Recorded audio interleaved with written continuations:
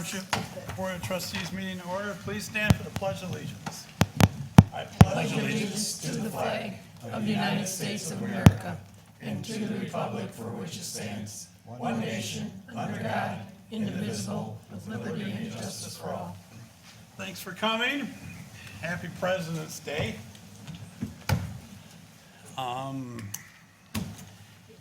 Yeah, let's press on. Roll call, please. Sandy Kufelt. Here. Carissa Regan. Here. Christy Hilton. Here. Artie Bryson. Here. Cindy Valentine here. Joanne Shirkey. Here. Mark Fisher. Here. Okay, we all made it into the meeting tonight. That's good. Bills payable, I will entertain a motion. I would like to make a motion for bills payable in the amount of $234,000. $29. Sorry about that. Support. Typo. Okay, we have motion and support for bills payable at $234,029. Is that correct? Yes. Okay. The support and motion. Any discussion? Who supported that? I did. Chris did. Hearing none, roll call vote, please. Christy Hilton. Yes. Artie Bryson. Yes. Cindy Valentine, yes. Joanne Shirkey. Yes. Mark Fisher. Yes. Sandy Kufelt. Yes. Carissa Regan. Yes. Okay, motion passes. And next we roll right into the supervisor's report. And as I always do, I start off about high water and things that pertain to that. And, you know, I typed these things out Thursday before, and a lot's changed since then. So, we were holding at 577.4 above sea level, actually down about an inch from a week ago, or 2 weeks ago. You told me to put it in there. Okay. Yeah, it's not in here. I don't know why it's not. All right, My Army apologies. Corps of Engineers reported February 7th, and this is the level in the lake, the average level of Lake St. Clair. Water is 17 inches higher than it was this time last year. And then I proceed to say, thank God we have not had any ice jams or winds driving our water up. And actually, we just had a little one Saturday. It wasn't much ice, believe me. And it plugged the cutoff channel on the end of the south channel and the north channel. And within hours, you look on the water gauge, the water went up 10 inches, like real quick. And then it was about last night, about 3 a.m., I saw it started dropping. And it's almost back to where it was. I think we're still about 3 inches higher than we were before the ice jam, but it spiked 10 inches. And I know they had roads underwater in Algonac, and had to do some pumping. We were okay in North Clay. We had a few roads that were underwater. Anchor Bay, if you're on the bay side, you're okay, because it didn't really affect the level on the Lake St. Clair. But anyhow, yeah, it just shows you any type of little anomaly, as far as a big rain or ice or something, we really see the effects now. So, update on House Bills 5401 and 5402, which I went to Lansing and testified in favor of. It passed the Natural Resource and Outdoor Recreation Committee and is now fast-tracked to the House Ways and Means Committee, which I believe they're going to hear it this week. And then from there, it'll go, the following week, it will go right to the House for a vote. Then as the life of a bill, from there it goes to the Senate, and then hopefully it passes, and it goes to the governor's house or office. We are getting pushback from the Michigan Boaters Association, who are opposing it. They're trying to put in language restricting that we can only renew it once, so we'd only have it in effect for 28 days, which would not give us or do us very much good. So I don't know if that amendment's getting any traction or not, but I'll probably have to go down and talk to the House Ways and Means Committee when they meet. So I'll probably have to make a trip for Lansing that day. We had a workshop, the board, I say, we had a workshop as far as what we're gonna do going forward as far as flooding and helping people protect their own private property. The board made some decisions. This year, we will be selling sandbags at our cost. And basically, it'll be $18 per 100 bags. And we'll have them available, really, probably have them here tomorrow. In our office, you have to come to the office at normal business hours, and we're gonna limit 200 bags per transaction. And once someone deploys them or uses them, they can come back and get another 200. But we're limited to 200 per transaction, just because we want it to be fair. If we have someone buys 1,000, 2,000 over and over, then we'd run out to some other people. So this will allow us to take care of everyone's needs a little better. And if you need more, come back and get them. The township will also make available filled sandbags for 50 cents a bag. We did buy a sandbag filler, and I'll know more tomorrow, but we're going to set up with community service people to fill them. And so anyhow, we'll make them available at 50 cents a bag. You must pay for the bags in advance at Clay Township offices.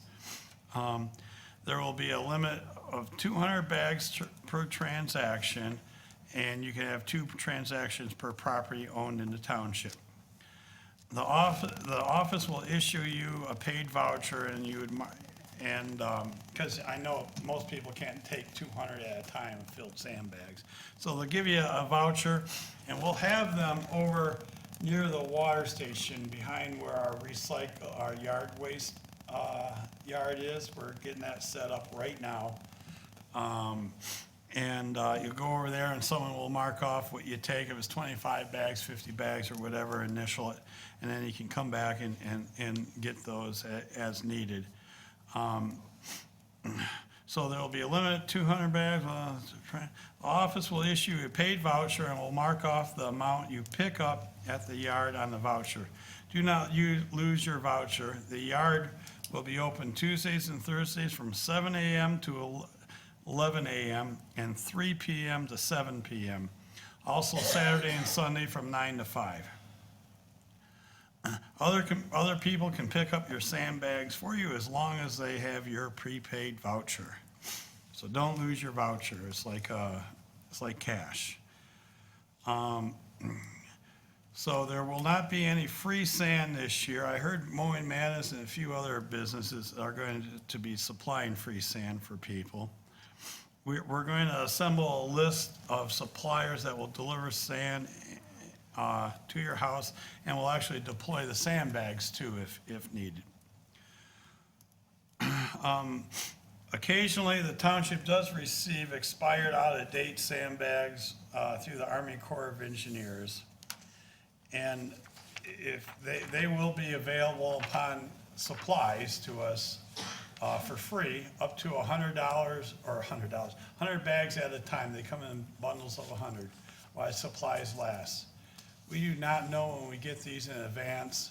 They will be available at the Township Hall during normal business hours when we have them.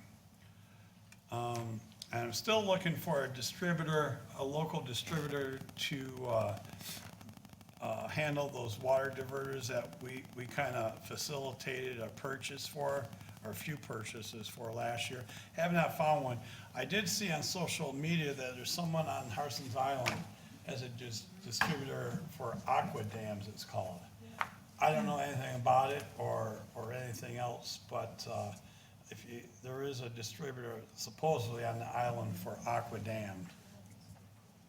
But this Area Industries, who we dealt with last year, if you go on their website and do an order, if you type in the promo code TUBESALE, TUBESALE 10, TUBESALE 10, you get a 10% discount on online orders. he threw us that bone to us when we were talking to him. And then the board will recall we had to put in a manhole so we can place a pump down at Marina and Riverside to keep that road dry. And actually, we were quoted about $9,200. Well, it turned out to be a lot less. The total cost of that project turned out to be $2,916. So that's good. The demo on house at Field Road, 9346 Field Road, the house is done or gone, and we are working on the removal of all the blighted material in the yard. There's quite a bit of it. And he had a lot of wood in the back, and the owner of the property told us that he actually has someone that bought the wood, and they're removing that, so.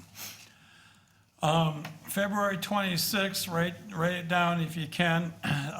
6 o'clock, we're gonna have a joint meeting with the Planning Commission and ZBA. I'll shoot a email out to you, Cindy, and we can disperse that out to the other two boards.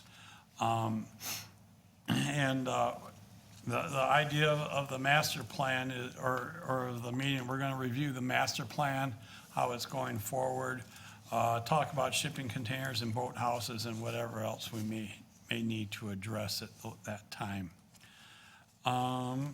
Same day, I'll be attending a meeting with the Road Commission to go over all the programs for this coming year. It's February 26th at 1 p.m.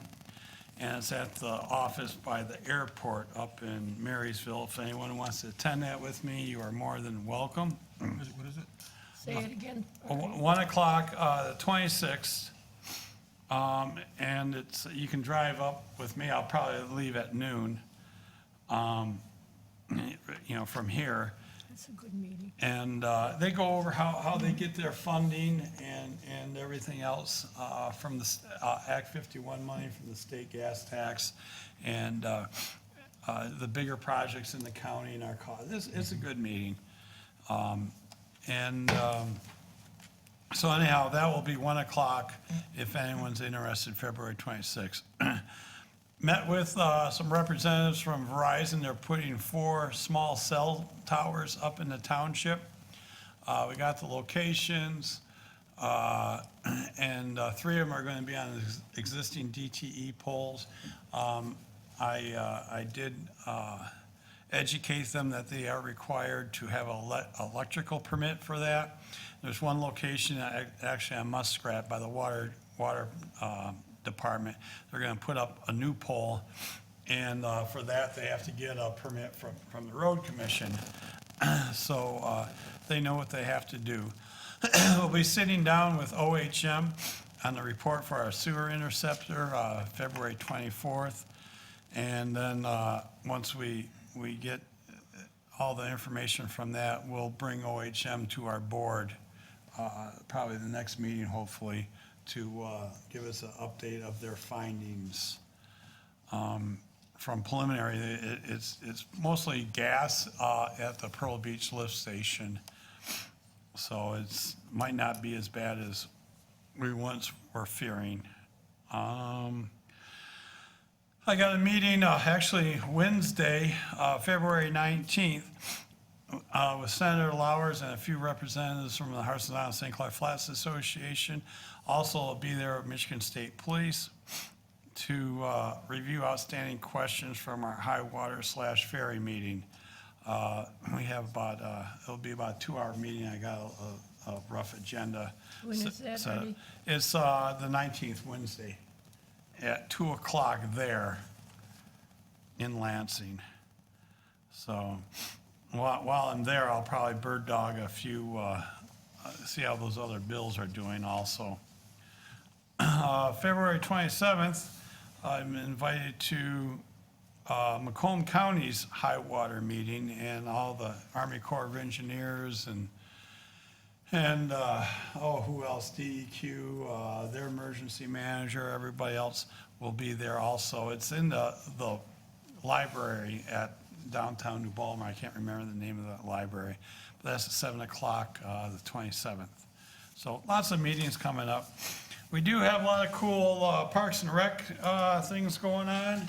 For one thing, we have Red Wings game. You get on a bus, and for $62 per person, we'll bus you down to the Red Wings and for a hockey game, and these are way fun. And we're gonna be playing, Iserman's old team, Tampa Bay, March 8th on a Sunday. The bus leaves at 3:30 sharp from here. And got all the kinds of, we're working on music in the parks. I saw a flyer for Dogapalooza. You got a date for that? It was in August? Not yet. We're working on Dogapalooza. Stella is patiently waiting. And you got we're having an event where you bring your car over, and we'll make sure your car seat for kids is properly adjusted. All kinds of good stuff coming. So if you're on Facebook, like us at Clay Township Parks and Rec, or call us up and we'll get you the information needed. So that concludes my supervisor's report. So next we have public comments. Any public comments? Good evening, board members. My name is Richard Rapp. I own a property at 4935 Green Drive on the island. I'm coming before you because we have an issue with the lot next door to me. In 2016, myself and 5 other neighbors put in seawalls on the canal portion of our property. It has 350 feet of canal, and then another portion, and the houses are on that.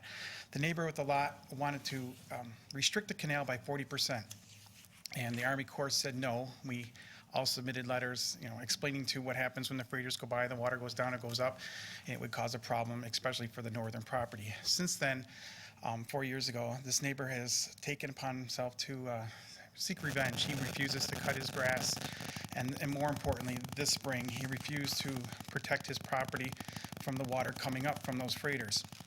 His lot is significantly higher than myself and the Ladwans next door, and when that water goes by, the water rises up onto his property and then spills over into ours. We've had a court process that has not gone well, but and in that, he had stated that I, with my lot significant lower, was putting water onto his property. Anyways, I had, your inspector came out, and the ordinance that he referenced was the one that is the first page of the handout that I gave you. It's very clear. It does not say that the current owner has to be the one that raised the land. The second page is the letter that your inspector wrote. It is very clear, unambiguous, that his property is causing a nuisance to myself and the Ledwans. The third page is a picture from the 50s where the Ledwans show that lot is actually a cut. The house in the background is the old house of mine. I have an affidavit from Mrs. Ledwan, the mother, stating that she was the original owner of the property. Her son now owns it. And then the first picture you see is a picture of this man cut his grass 4 times. And thankfully, your ordinance inspector comes out. Your ordinance, he sends a letter, the owner stalls as long as he can, he comes out, and this is what he leaves us. This grass rots, and at one time, the Mowing Madness had to come out and do it for him. He is going to thwart every ordinance, everything he can in his efforts to, seek revenge. You can also see the little wood retaining wall that I put up onto my property because the water was flowing from the south channel from the boat wakes, and not just the canal, which is in the back of this. The next page is a picture of the sandbags that I placed that Judge West in the Circuit Court made me remove. And you can see that is the neighbor's house, the Ledwans. That is about the middle of the lot. And the Ledwan and I actually put those on there. You can see that the water from the freighters goes all the way up to that point. And without those there, the water was spilling over, and it will certainly do so. From the back, right? Yeah, it's from the canal side, yeah, and it's kind of hard to, verbalize and. I know what you're talking about. Because you It's have to that see the rush. things, Yeah. yeah, and it's the rush. Anyways, I removed those in the dark after the motion call. And this is not a very good picture, but this is from July 11th, the next picture, which shows, basically, you can see the pools of water next to the Ledwan house. The the water that you can see at the bottom of the picture is basically the lot line for my property. It is very clear from that picture, the reason for that picture is that it is raised land. And lastly, I gave you a copy of just a page of his motion, and in the middle, I believe it's highlighted. One of the many things he says is that when he came home, that there was no sandbags. Sometimes we were out of sand, but we always had sandbags in Clay Township. And far more importantly, he was told that he had no obligation to sand his property. I spoke with Mr. Bryson about this, and in short, I will say that Judge West was not sympathetic to my case. But what I'm asking this township to do, and since then, by the way, that letter was written January 8th. He has yet to file, to do the meeting that he was requested to do. In short, every township has a similar ordinance to your ordinance 30 there that says you got to retain your own water. And most people put in drains, which isn't going to be feasible at this time, or a retaining wall. My own mother lives in a newer home on Lake St. Clair, and she has, 6x6 retaining wall. Without the sandbags that he will not put in because he has no obligation to under Judge West, and without this retaining wall, I will not be able, my lot is so low, I'd have to stack sandbags up 2 feet minimum from front to back. So without the retaining wall that would be required under this ordinance, I will be bailing water like a coffee cup in a swimming pool. Now, Mr. Bryson and I was totally upfront with him what Judge West said. Judge West basically stated that since the current owner did not raise the property, that he. So, I just, Yeah. so the board knows, you took Schaefer's to court, right? Correct, Civilly, correct. okay. Circuit. And it was for, Negligence, nuisance. Okay. And by the way, he also stated since we didn't have an ordinance that requires him to sandbag, that he had no obligation to do so. I disagree under tort law, even if you don't have such an ordinance. Algonac passed one in the spring of 2019. I also bought into the fact that he was told he didn't have to, sandbag okay, his lot. that's all I wanted. There's a lot of things. So tell them about the court case. Or whatever. Like I said, the court, I'm very upfront in saying Judge West was less than sympathetic with my position. But then, I didn't even think about the fact that there's a raised land ordinance, and there always, every township has one. Generally, they put a 6x6 wall, retaining wall, to do this. Since then, Mr. Bryson has suggested to me that, we're not going to pursue this ordinance because, Judge West did not necessarily agree. And I guess I'd have to halfway agree with that. However, your ordinance doesn't say the current owner has to raise the land. Here's a logical scenario. Somebody could buy a parcel of property, fill it in, and sell it 50 minutes later, and that doesn't, then that doesn't qualify under your ordinance. Your ordinance does not specify who has to raise the land. Raised land and natural land, under the Wiggins case, it's just the way it was. I've shown to Judge West as well as to this board that was not a lot. It was actually a cut through. So what I'm coming to you is saying, I'm asking this board to pursue its own ordinance and demand, because this man will not cut his grass, he will not sandbag his lot, and he certainly will not put a retaining wall to prevent the water from coming in. And, we're basically desperate here. I might as well just take a bulldozer and demo my house, because unless I do like the AT&T building and put sandbags all the way around it on the outside of the walls and lose everything around it except for the house, there's just no way. That water comes in, that one picture I showed you, it is a disaster. But the sandbags I had on there, he said the attorney said were ineffective. So I think I've spoken enough. I'm here to say that we've got about 2 months. And, the bottom line is, it's January 8th, he had 10 days to respond, he didn't respond. Cindy said that he was gonna schedule a meeting, I think it was last week, he called in the time, but then several weeks out, he's gonna schedule the meeting. He didn't schedule the meeting, he's not going to. And if he has any idea that this township isn't going to, stick to its ordinance as it is written, when he told me that every inch of that property will be developed. And so he's not going to adhere to any sort of side yard, front yard variant or setbacks. And he's going to push and push. And the only person he hasn't been able to push around is Stanley Cowton from the Army Corps, who has said no repeatedly. But I'm asking for you guys to say, you know what? A different judge. If he has to go that route, I don't want anybody to have to spend money on attorneys. But a different judge might say a different, answer, or this judge, might say it differently to a different attorney. I mean, that's just, but the bottom line is you have an ordinance, and I'll stop talking. You have an ordinance that is very clear. It doesn't state who has to have done it. It is creating a nuisance, and your inspector's letter is very clearly written, well articulated, and we're in trouble if this guy doesn't have to do anything. So, I'll be back I've got about, 2 months left until I've got to figure out what am I going to do if he doesn't do the retaining wall. My name and number is on there for anybody, wants to call me, anybody wants to come out to this property. If you have any questions at this time, I'll answer whatever I can. Okay, Anything? thank you.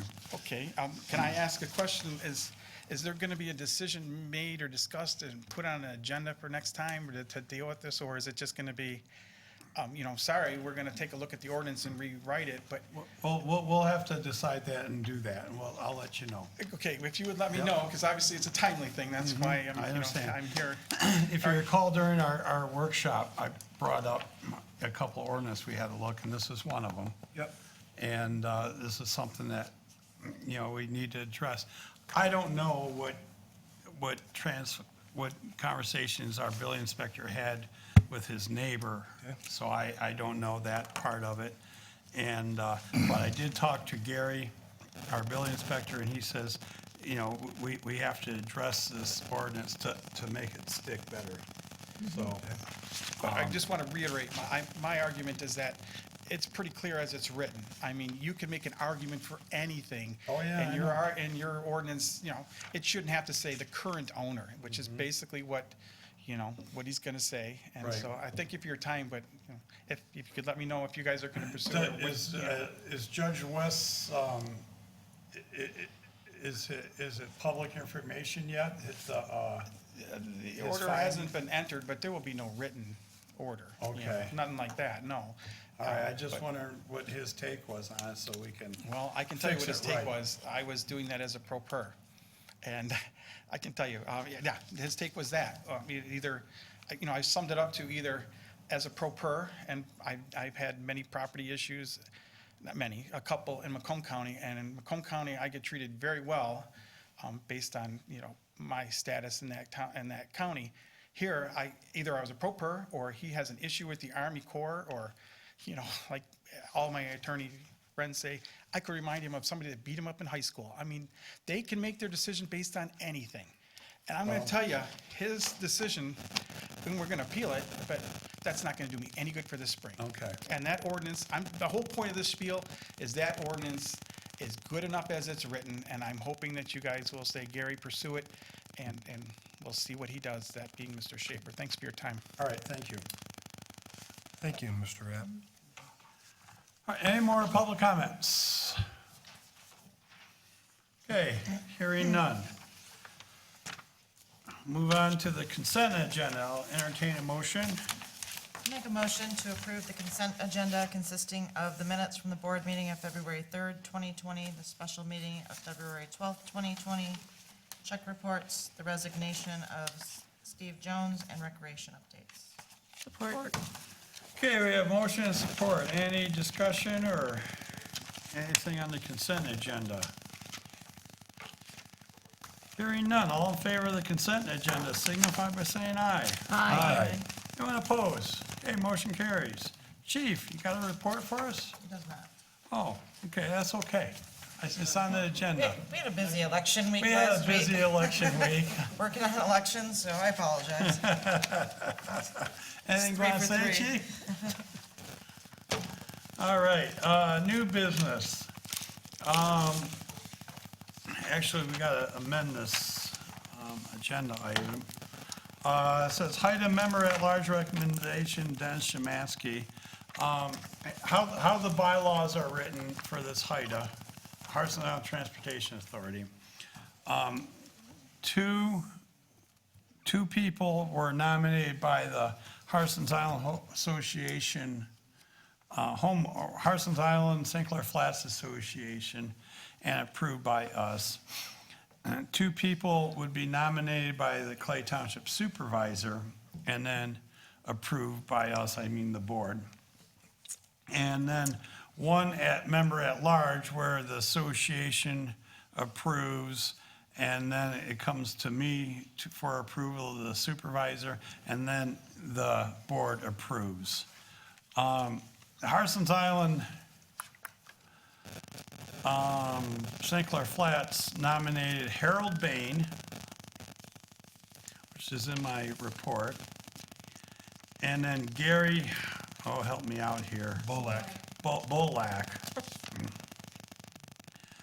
As their two nominations. And, in fact, I talked to Gary, he was hoping to be here, but he's in, some, I don't know, he's doing a medical, he's overseas helping out some people. He's a medical, background, so he can't be here. And then, like I say, their third would be, Dennis Szymanski. So, I'll tell you what, I'll just make the motion that we approve the two Harsens Island St. Clair Flats Association nominees of Harold Bain and Gary Bolak, and then the member at large, Dennis Szymanski. Support. Okay, a motion and support. Any discussion on that? Harold Bain serves on our planning commission and the ZBA, and Dennis Szymanski is currently on our ZBA. I think I sent you the resume for Bolak. He's got oodles of serving on boards and commissions. So we have motion and support. Any discussion? Hearing none. All in favor signify by saying aye. Aye. Anyone opposed? Motion carries. Okay, I am recommending for the appointment of the Harsens Island Transportation Authority, Wayne Toronto and Marge Baldwin. I did receive 8 applicants altogether, and I think I attached their information to you. I know there's some people that think I have a conflict of interest, but as I said over and over, I have no interest in the ferry. But I do have an interest in Harsens Island Transportation, and as all islanders should.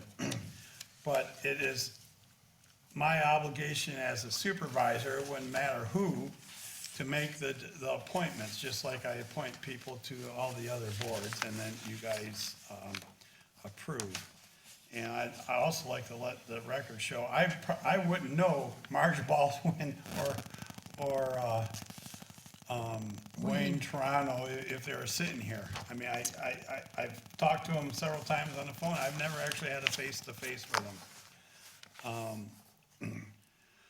So anyhow, and as you see, I went with people who have experience serving on public boards in the past, and based on my information and knowledge, I'm confident that they will serve the best interests of Harsens Island going forward. So, like I say, my nominations, I'll do it as a motion. I nominate to the Harsens Island Transportation Authority, Wayne Toronto and Marge Baldwin. Support. Okay, a motion and support. Any discussion or anything on that? Is there a term limit? Yeah, what they're gonna have to do, and I'm glad you brought that up. I talked, because I told Marge and Wayne that I was nominating them, and they said, well, okay, what happens after? He goes, well, if you get approved, I'll send an email copying everybody with everyone's contact information.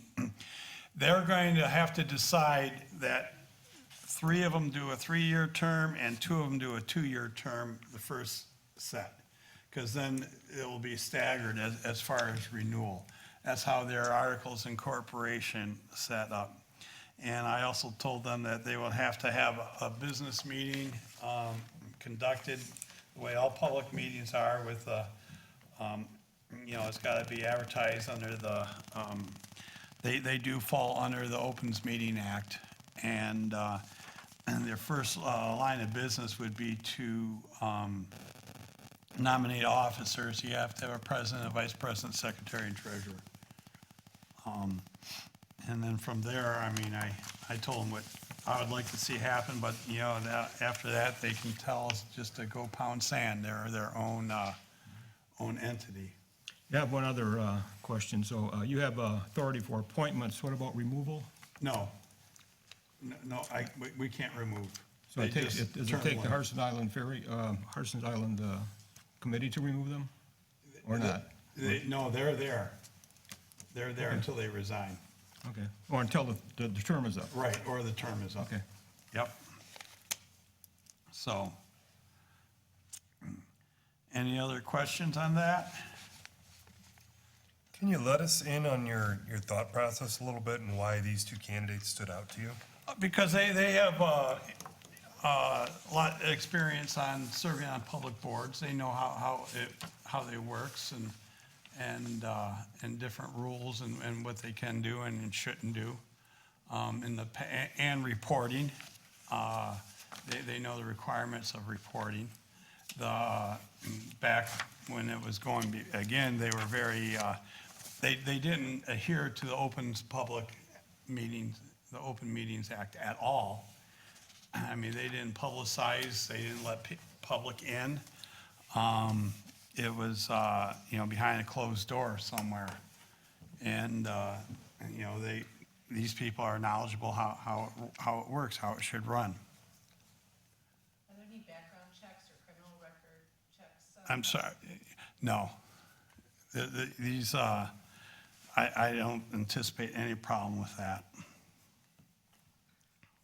Artie, did they actually come in? Did you actually meet them at all? Just over the phone. They come highly recommended to, actually, the association also would recommend these two.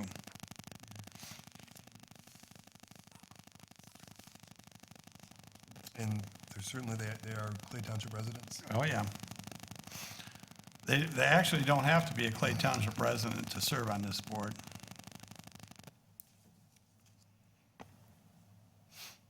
They certainly have good credentials. Yeah. This is the email you received from them or to them? I don't know what you're looking at.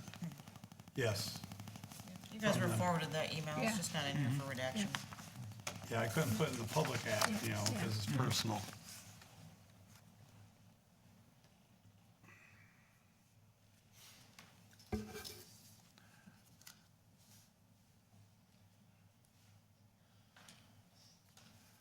I mean,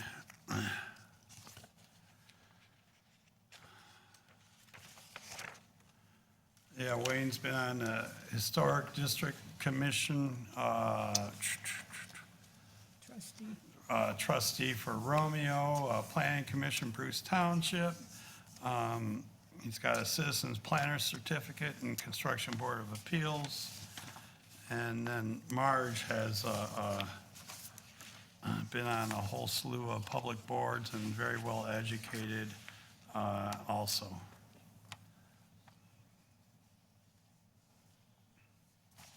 You have a doctorate in public service? Yeah, she has a doctorate. Organizational leadership. Yeah, doctor in organizational leadership and public service. I mean, 3 master's degrees. 3 yeah, maybe she should be a trustee, I don't know. Or my job.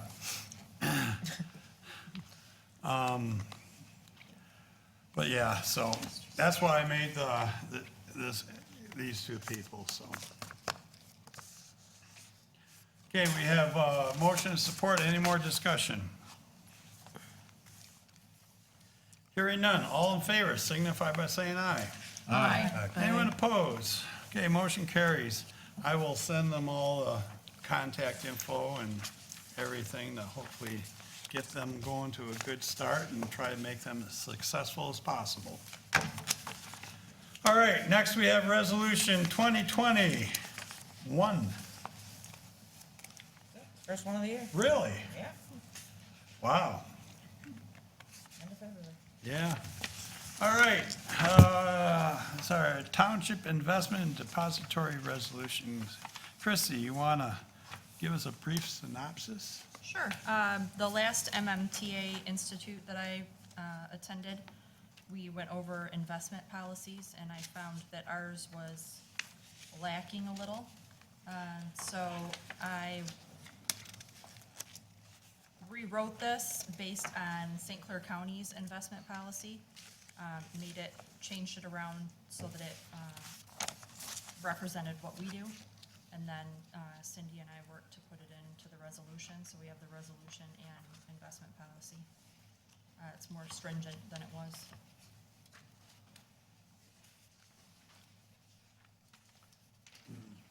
So I see a number of institutions to depository or for deposits, or did you outline that already on what your selection was?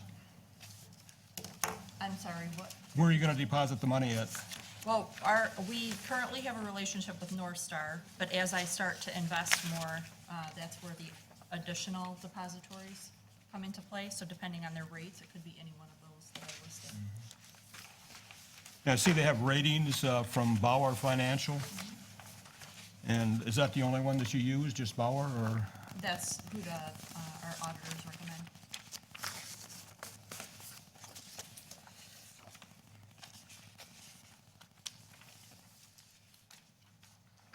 Most of them are five-star rating options, a couple four-star, most of them are five.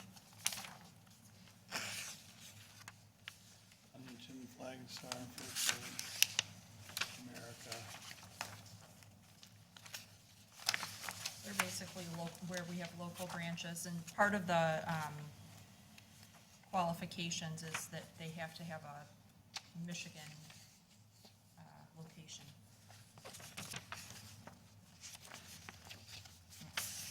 See, we have a relationship with them now, and what are you going to be, once you turn the money over to them, how much is that going to be? It'll be less than 250,000 per Okay. depository. Yeah, we spread it around so we don't have more than 250 for, so it's all insured.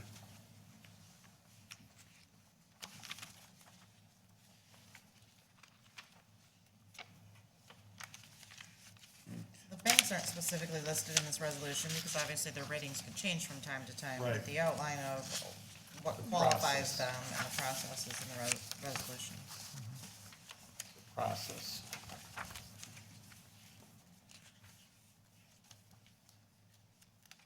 Someone want to make a motion? Board, I'll make a motion that we approve Resolution 2020-1, the Investment in Depository Resolution. Support. Yeah, motion and support. Any more discussion or questions or comments?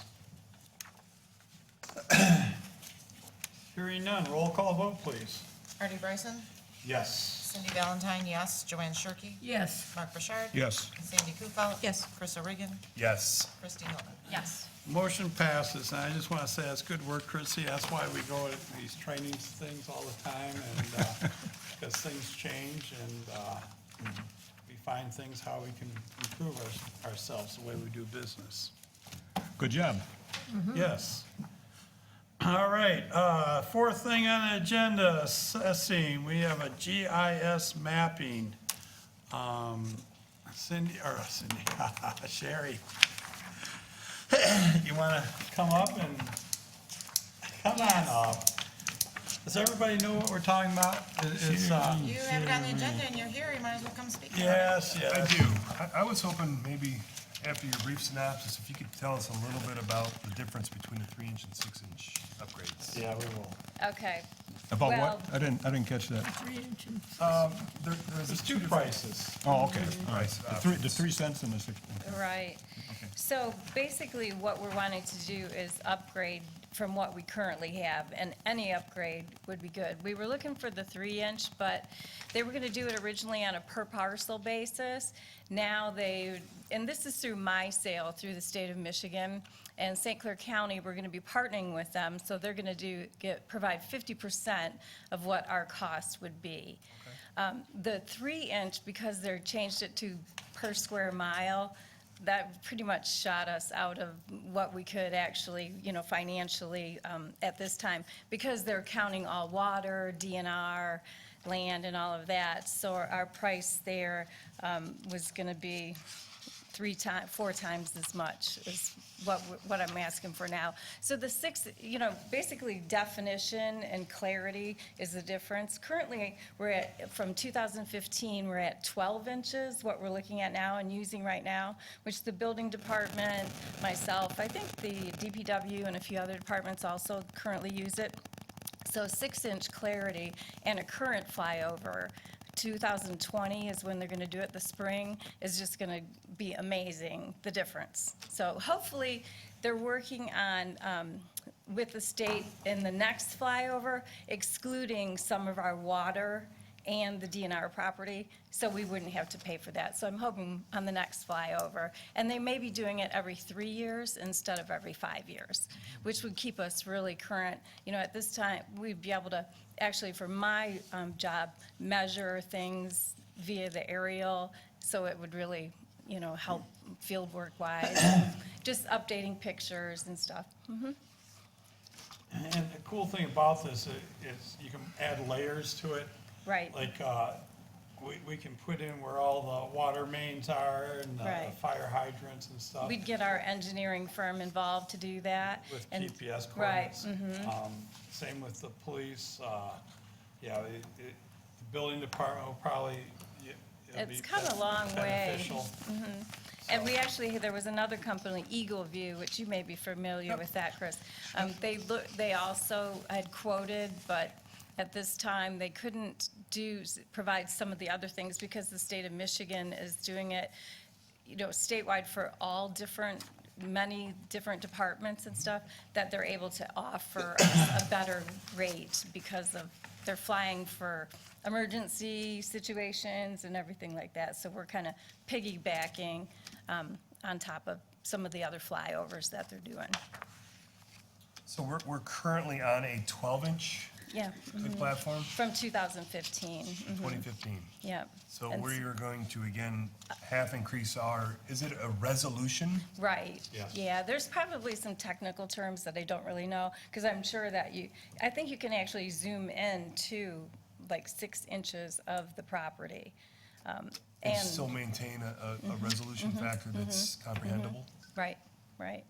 So the sheet that I gave you, I think, says what our portion, so the county's paying the other half, the 35, whatever. 3,100. Yeah, so they'll be paying that too. And you can see it also lists the other areas and their square miles, and we're about double everybody else, so. Yeah. Yeah, so the 3-inch was gonna run us probably about 25,000, our portion, so.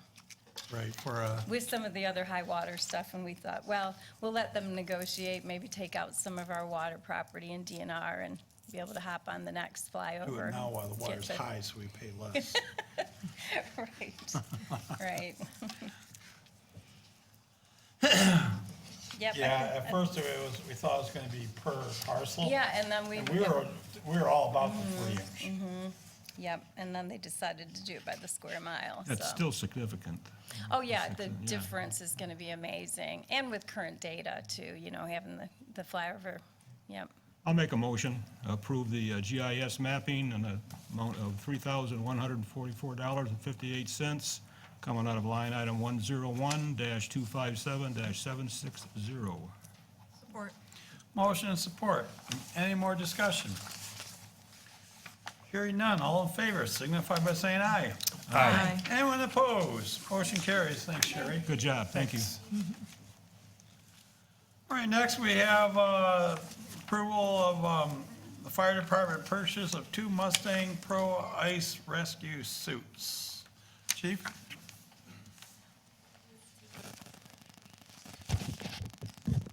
Good evening. I'm requesting permission from the board to purchase 2 more of the Ice Commander Pro suits. We so far received 4 of them. I brought one tonight so I can show you, show what they look like. We would have 4 on the mainland and then 2 on the island.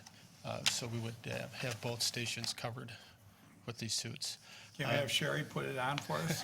Sure.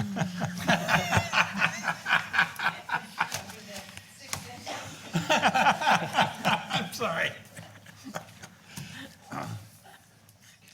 And we got got a better deal than anticipated on these suits?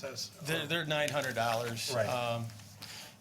They're regular 13. They did give them to us for Right. for all of them at a $900 cost. I know duck hunting float jackets run $600, so, Right. you know. Board, I'd like to make a motion that we grant the fire department the authority to purchase 2 Mustang Pro Ice rescue suits in the amount of $1,800 coming from line item 206-764. Support. Okay, motion and support. Any more discussion, or anyone want to see Sherry put one on? Okay, guess not. All in favor, signify by saying aye. Aye. Anyone opposed? Motion carries. Okay, next we have, fire department requesting graphics for our Chevy truck. I'm requesting permission from the board to have the graphics put on the Chevy pickup truck. We're going to take that truck, and that's going to be put in our fleet. I know the drawing on there says Chief 1, but that's going to be Utility 1. She was going to change that, and I told her, don't worry about it. I would make that change at the board meeting. We're going to use this truck as a utility vehicle. We plan on putting a pump in the back of it so we can use it for a grass pump, or a grass truck. Grass truck. Yep. That's that 2019, right? Yep. Okay. Board, I'll make a motion that we approve the graphics package for the 2019 Chevy 3500 in the amount of $1,660 coming from line item 206-931.01. Support. Let the record show that Mark supported this. Okay, we have motion and support. Any discussion? Hearing none. All in favor signify by saying aye. Aye. Anyone opposed? Motion carries. Thank you. Thank you, Chief. Board member comments. Cindy, you have anything? Just if you want an absentee ballot for the primary election is March 10th. Give us a call, shoot us an email. We'll get an application out to you so we can get you a ballot. It is absentee voting for any reason now, so. Before they were kind of limited, now anyone can get an absentee ballot. Getting a lot of them, I bet. I mean, We're right on par with our last election, to be honest. I don't think word got out too much, but okay. they are available for any reason now, so. Right. Mark? Just a good job by all tonight. Thank you very much. Okay. I'm glad to see us purchase those suits, but I would like to know, and get the graphics on the fire truck. And how much do one of those suits weigh? It's pretty light. There it is. There it is, nice and light. Probably, I would say 30 pounds. Is that? Okay. Just curious. I guess 30 pounds isn't light, but you picked it up pretty easily. When you're in water, it is. Cold water. Oh, That's all I Sandy. have. I do not have anything this evening. Okay. Chris? Yeah, Artie, I want to talk just briefly about flood insurance. Okay. We've covered a lot of ground in the last 12 months, 18 months on high water. I've done a little more research on flood insurance, and it's not too late. It's simply not too late. So a couple things I want to hit on. I'll be as brief as I can. One, when it comes to flood insurance, you want to select an agent that participates with the NFIP. That's the National Flood Insurance Program. Policies are available for homeowners, for business owners, and for renters. You can buy any one of the three. Policies are available for both residential and commercial properties. Residential properties usually have a limit of up to $250,000, while commercial properties, they will insure you up to $500,000. I'm also finding out, as news to me, that you can get a rider for your contents through FEMA. And you can buy insurance usually in batches of coverage of $10,000 each. So it goes up incrementally. If you want to insure $20,000 of your contents, $30,000 of your contents, $100,000 of your contents, the policy will reflect such. Policies will range in pricing typically from $1,500 to $4,000 annually, but it depends on the location and coverage amounts. So how it works. The first thing, and probably the most important thing to do, is secure an elevation certificate from a professional surveyor. We have 2 high-quality surveyors in town here with PCE and also Matt Mueller. Two organizations that would be happy to take care of you. That should be first. Now, you're not required to get a survey, but if you get a survey, chances are the information provided on the survey will lower your insurance premium. Can I, Please. I just bought some property that's underwater on Harsens Island in August, and I was originally quoted from FEMA the insurance of $1,700 for it. And this house that I bought is a tear-down house. And I got a elevation certificate, I think it cost $300, and it lowered my premium from 1,700 to, I think I'm about 850 for the year. And that's, every year. Yep. So, Well worth it. so it's well worth plunking down the $300 is what I'm saying. Right, but that's all, just to let you know, it's all dictated by the elevation. Right. Exactly. Yeah, That- that's called the LOMA, right? That's where The that. Loma, and they check your elevation of your house and underneath your house. Right. Yep, your base elevation. Yep. Yeah. So, As it So you can conforms be to in LOMA. AS or ARX or, Uh-huh. 500 floodplain, and depending on that elevation, like I got out of mine, but just to let you know. right. Yep, so you It's got easy enough. completely out of your Yeah. flood insurance? Uh-huh. Which a lot of people did, Mark. Yeah, Right? right. But, Oh, yeah. but that's why I'm having this statement tonight, because Right. I'm concerned about those people Continue on. that opted out. So every property is different, and every coverage needs are different. Just to hit on it again, there's content coverage available at your predetermined amount. An important factor is there is a 30-day wait period when purchasing flood insurance. Unless it's mandated by your mortgage company, there's a mandatory 30-day wait period. So if you factor in the survey time, factor in the 30-day wait period time, we're running out of time. With high water levels supposed to peak in July, August, and currently we're 17 inches above where we were last year. The time to act is now, before you have a problem. Couple more points and I'll finish up. One, policies with the flood insurance program have to be paid in full, a full year in advance. So they will not bind coverage without your payment. So you need to get your finances in order. Secondly, you do not have to go through your current insurance provider. You can go to anybody you want that's a member of the NFIP. So you can go locally. There's a State Farm agent in town, Jennifer Sobier. There's Uptown, there's Baxter Insurance Agency, there's Davis Van and Bosch.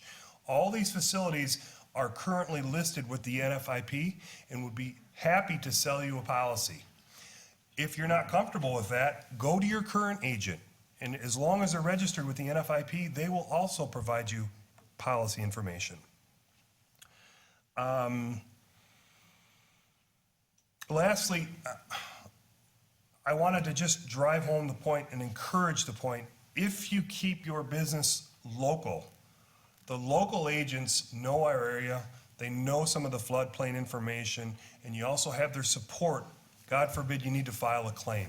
They'll go to bat for you.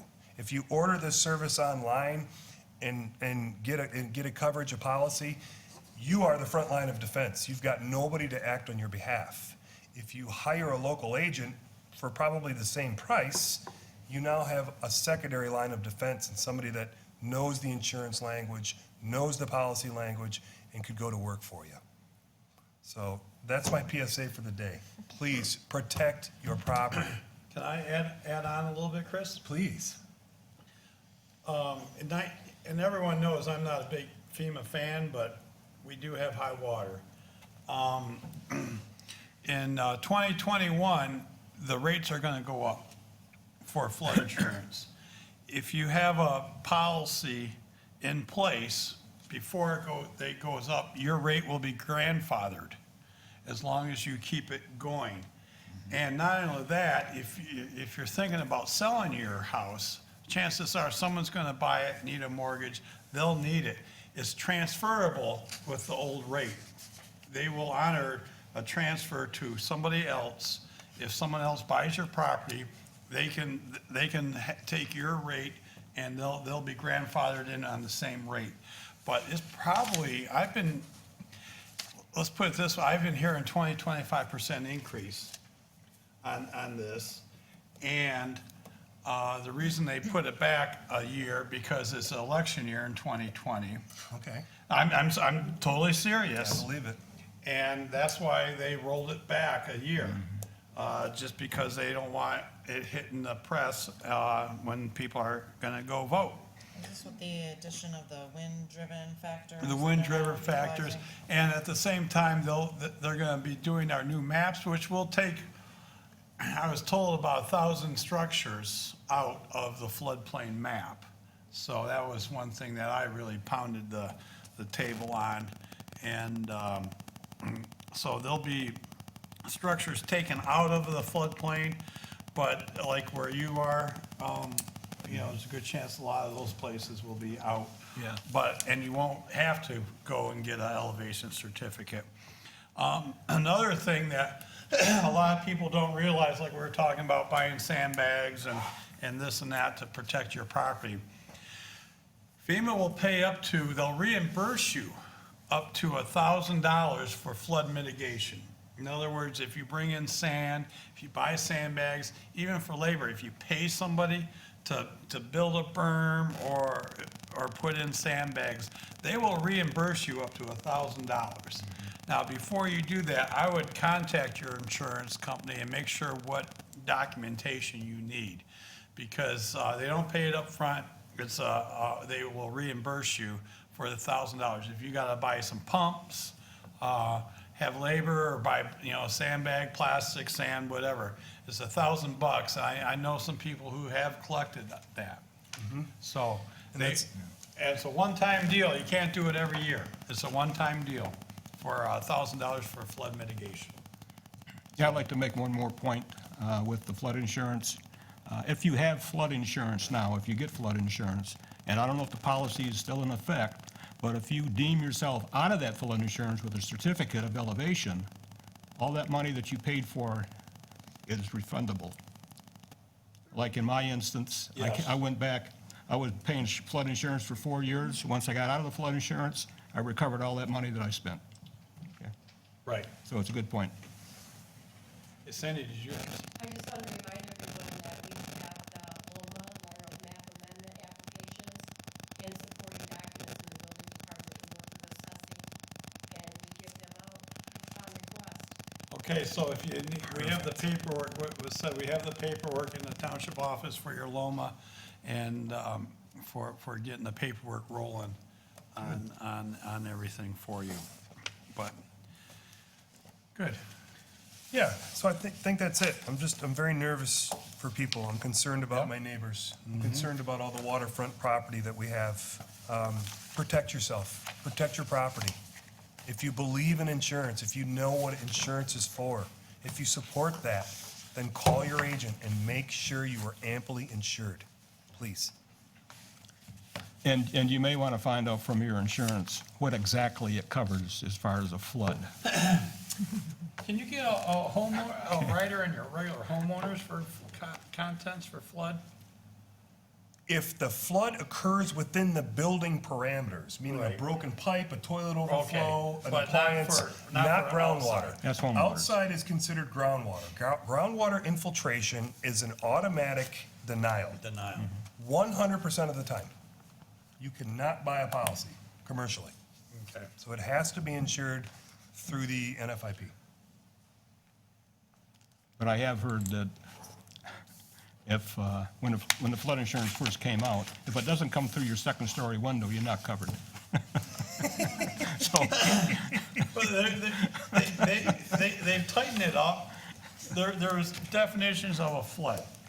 It's gotta be an area of a flood. And what's an area, you know, and it has to be, more than one, if it's just one house, you know, I think you gotta have 3 houses damaged before it kicks in.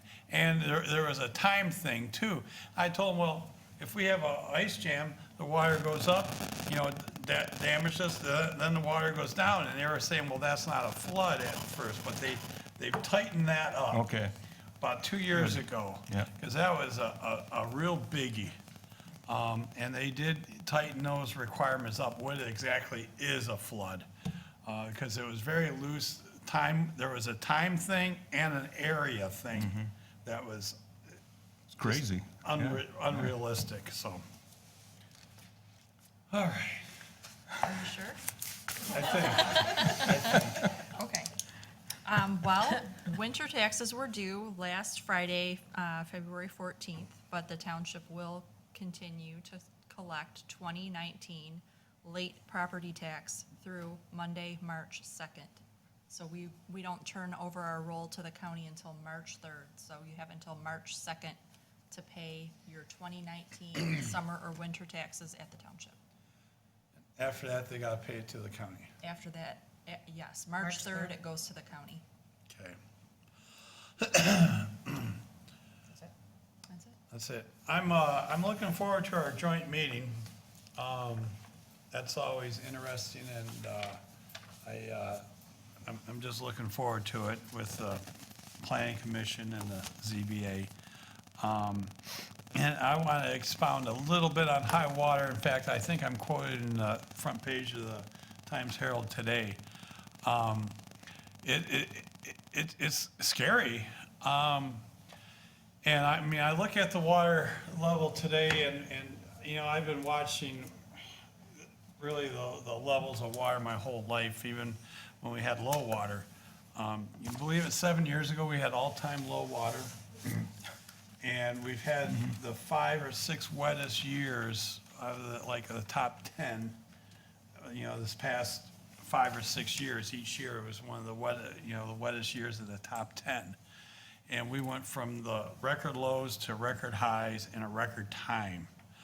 And that alone scares me, but the Corps of Engineers came out with their 6-month projection, and last year, we had a big spike at the end of May and the beginning of June with our levels. I believe we've already have a lot of that spike, because that spike last year was due to, we had a big snowpack up in the UP, and all the lakes were ice covered. Well, we don't have that this year. We'll have a spike in May and beginning of June, but not as drastic. This is my theory, not as drastic as we did in last year. The 6-month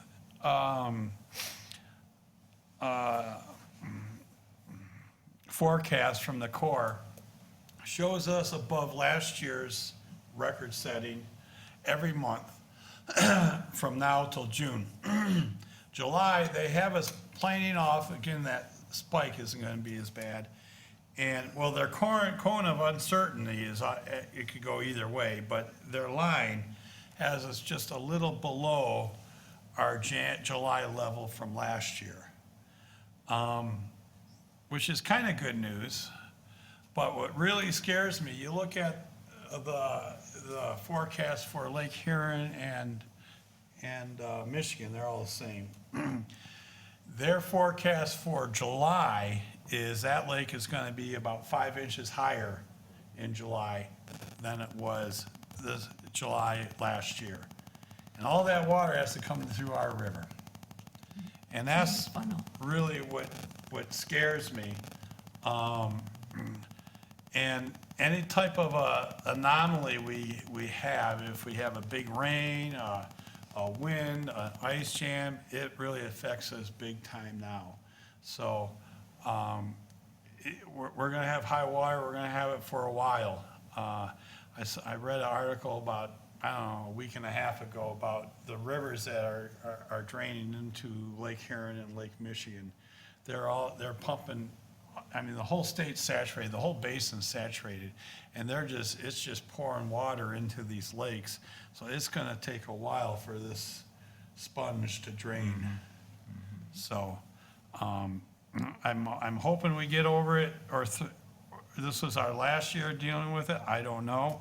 But you know what, all we can do is prepare for the best and or prepare for the worst and pray for the best, so. That being said, Motion to adjourn. motion to adjourn. Okay, thanks for coming, everybody. Have a good couple of weeks. There is a